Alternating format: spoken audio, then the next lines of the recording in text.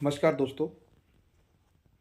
आज हम बात करने वाले हैं रीट मेंस 2026 जो जनवरी महीने में पेपर हैं। और 2026 के अंदर जो हमारे रीट मेंस के एग्ज़ाम हैं, उस एग्ज़ाम से पूर्व यानी एग्ज़ाम सेंटर के अंदर पहुंचने से पहले हमें एक विशेष बात का ध्यान रखना है। मैं उस बात के लिए ये वीडियो लेकर आया हूँ।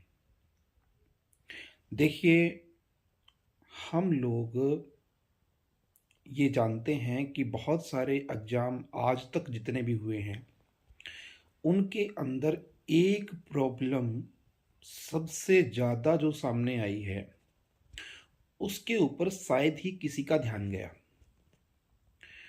और वो सबसे बड़ी जो प्रॉब्लम है वो ये है कि सबसे बड़ी जो प्रॉब्लम है वो नंबर 1 में जो आती है वो ये है कि एग्ज़ाम सेंटर में देरी से पहुंचना।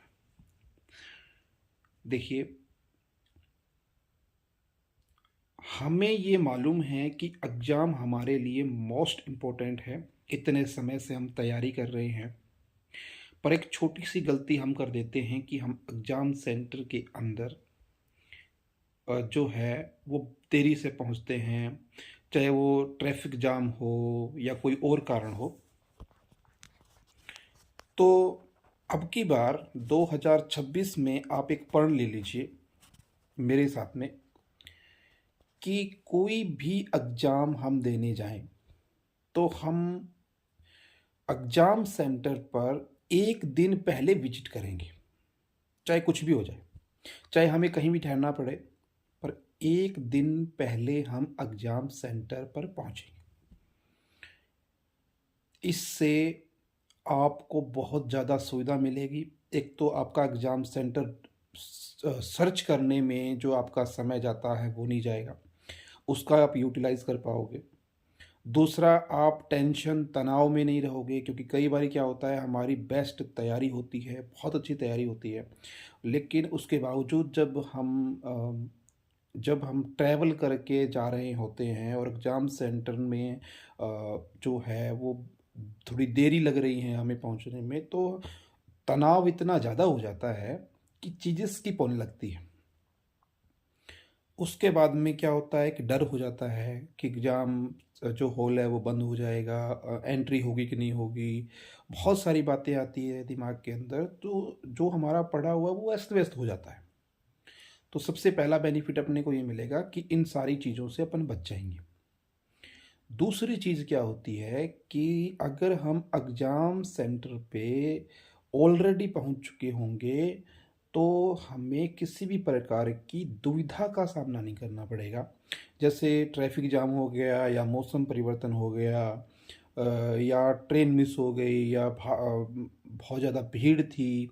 बहुत सारी दिक्कतें जो है ना, वो एक विद्यार्थी जीवन में एक कंपटीशन के अंदर बहुत ज़्यादा दिक्कत आती है।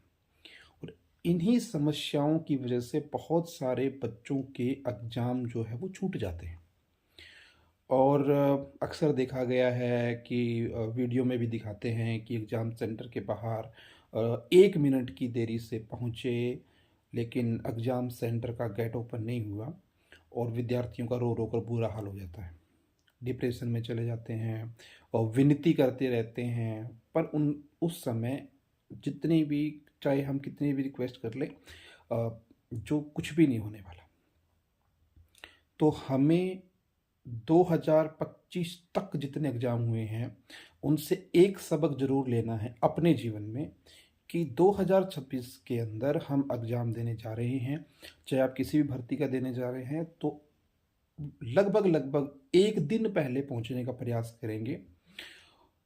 दूसरी बात क्या है कि एग्ज़ाम जितने भी हुए हैं या होंगे अभी, तो उनके अंदर साफ साफ दिशा निर्देश दिए जाते हैं कि भाई महिलाओं के लिए जो है वो परिधान कैसा होगा, जो कपड़े हैं वो किस प्रकार से होंगे, दूसरी बात ये है और महिलाओं के लिए एक विशेष बात जो है वो बोर्ड पहले से दिशा निर्देश दे देता है कि भई जो आपको ये चीज़ें यानी आभूषण के अंदर आपको ये चीज़ें पहनकर नहीं आनी।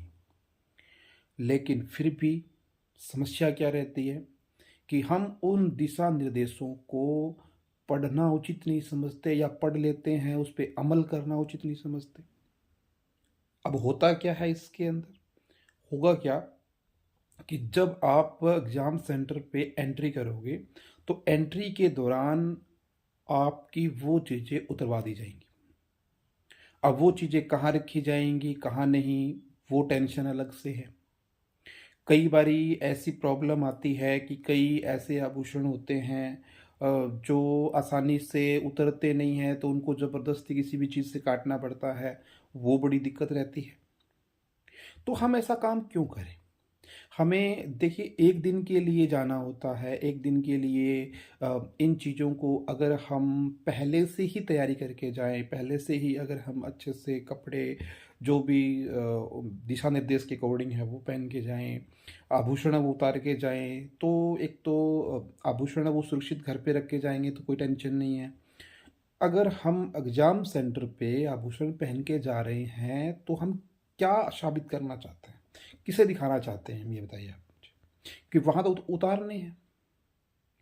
तो मेरा छोटा-सा एक मकसद वीडियो बनाने का यही है कि हम 2025 के अंदर जब अगर अगर हमारे जीवन में कोई गलती आई हो या किसी हमारे सहपाठी ने गलती की हो या किसी ऐसे कोई जानकार ने गलती की हो जिसकी वजह से उनके सामने ये दिक्कत आई, तो हमें 2026 के अंदर ये ध्यान रखना है कि हमें इन चीज़ों के अंदर बहुत ज़्यादा अवेयर रहना है।